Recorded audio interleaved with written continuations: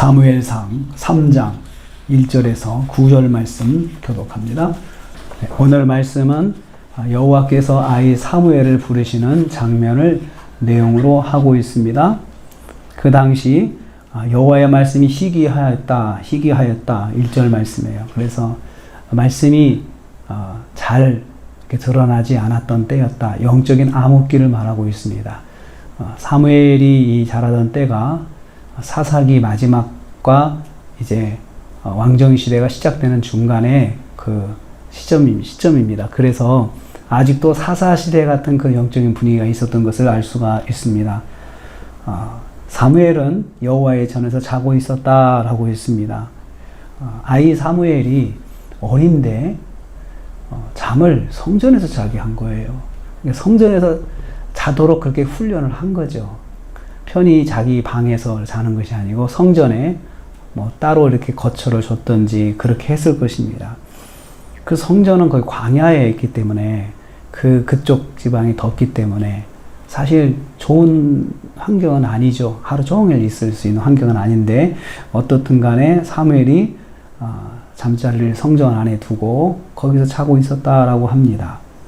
요즘으로 하는 교회에서 잠을 잔 거죠. 교회에서 그냥 먹고 자고 한 겁니다.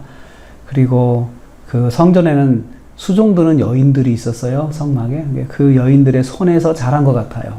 그리고 엘리 제사장이 아버지 역할을 하고, 그래서 이 제사장이 하는 것들, 레위인들이 섬기는 것들, 이것을 어려서부터 보고 또 제사장의 말을 들어보고 말씀도 듣고 이렇게 하면서 그렇게 자랐습니다.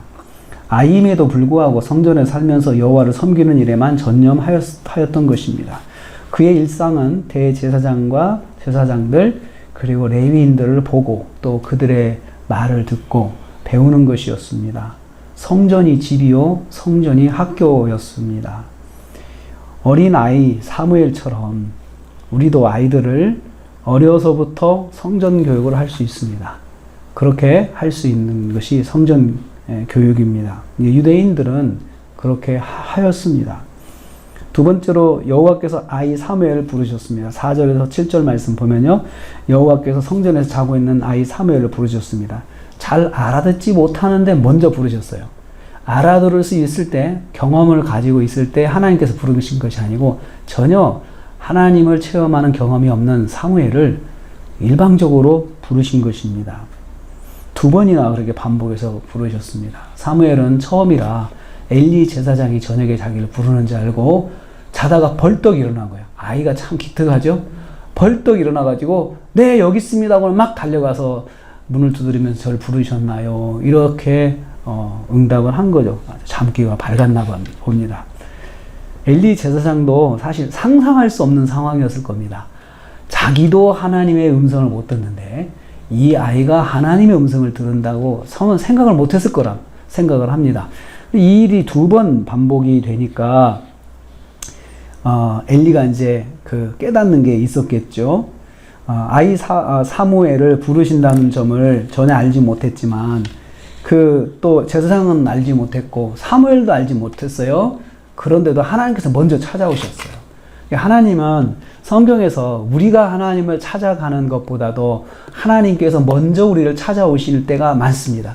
이게 성경에서 보여주는 하나님의 품성이에요. 먼저 찾아가셔요. 내가 알아듣지 못할 상황에 있을 때, 내가 부르지 못할 상황에 있을 때, 찾지 못할 상황에 있을 때 하나님께서 먼저 찾아와 주시는 분이십니다. 우리는 그것을 기억해야 됩니다. 하나님은 먼저 찾아오시는 분이십니다. 그래서 우리에게도 마찬가지입니다. 세 번째 부르셨을 때 엘리 제사장이 깨달았습니다. 8절 말씀 보면요. 세 번째 여호와의 부르심을 받은 사무엘이 제사장에게로 달려갔을 때 엘리가 깨달았어요. 아하, 하나님께서 사무엘을 부르시는구나. 이거 깨달았어요. 그때 엘리 제사장의 마음이 어땠을까요? 참, 왜 하나님께서 나를 안 부르시고 이 아이를 부르실까? 그런 생각도 할 수 있었겠지만 또 한편은 이런 생각도 했을 거예요. 나는 하나님께서 부르지 않으시는구나. 자기의 어떤 상황을 저는 인정했을 거라 생각해요. 왜냐하면 자기가 자식들이 지금 이미 성전에서 그냥 하나님을 모독하고 하나님을 멸시하는 행동들을 하는데도 불구하고 엘리는 자식들을 아주 너무 귀하게 여겨가지고 그 좋은 말로만 타일렀잖아요. 완전히 징계감이고 추방감인데 그렇게 혹독하게 자녀들을 혼내지 않고 그냥 말로 조용조용 조심조심 말을 한 거잖아요. 이러한 모든 것들이 자기 머리에 스쳐가면서 하나님께서 나는 부르지 않으시는구나 이런 생각을 했을 거다 생각합니다. 그리고는 사무엘에게 지시를 합니다. 다시 부르시거든 이렇게 대답해라. 여호와의 말씀하옵소서 주의 종이 듣겠나이다. 이렇게 대답하라고 지시를 해줍니다. 가르쳐줍니다. 경험 많은 엘리 제사장이 먼저 깨달았던 것이죠. 자신은 하나님의 음성을 듣지 못해도 그 상황에 대해서는 알 수 있잖아요. 경험상 하나님 부르시는 거야. 그럼 이럴 때는 이렇게 해야 돼 하고 가르쳐 줄 수는 있었습니다. 그렇게 해준 겁니다. 하나님은 경험 많은 제사장을 통해서 사무엘이 지도받도록 하나님께서 하신 것이죠. 그러니까 비록 지금 영성은 떨어져도 경험에 의해서 교육은 해줄 수 있어요. 그래서 그런 어떤 그 영적인 질서를 하나님께서는 또 지켜나가시는 거예요. 우리 그렇게 생각하잖아요. 어떤 목사님은 은혜가 많이 떨어져. 그래서 설교를 들을 수가 없어.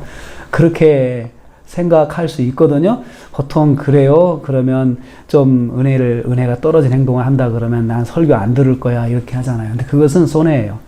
그건 별개로 말씀을 듣는 것은 들어야 돼요. 왜냐하면 하나님의 말씀이거든요. 그것이 영적으로 내가 손해보지 않는 방법입니다. 어린 아이라도 주님을 체험하게 가르쳐 줄 수 있어요. 또 우리가 가르쳐 줘야 돼요. 우리가 힘이 없고 또 때로는 피곤해서 기도도 많이 못하고 그렇지만 내가 가르치시는 거하고 달라요. 내가 기도를 못하는 거하고 어떤 상황을 보고 분별이 되는 거하고 또 다르단 말이죠. 그래서 내가 비록 이렇게 옛날처럼 많이 못해도 내 경험으로 가르쳐 줄 수는 있습니다. 이렇게 하면 된다. 그게 영적인 권위입니다. 사무엘을 어렸을 때부터 하나님이 부르셨어요. 알아들을 수 있는 나이니까 부르신 거죠. 어려도 알아들을 수 있습니다. 그래서 기도해 줘야 됩니다. 그렇게 잘할 수 있도록 해달라고 또 기도하고 가르쳐야 됩니다. 오늘 또 한 주간을 저희들이 삽니다. 오늘 말씀에서 우리에게는 하나님 먼저 찾아오시는 분이다 말씀했습니다.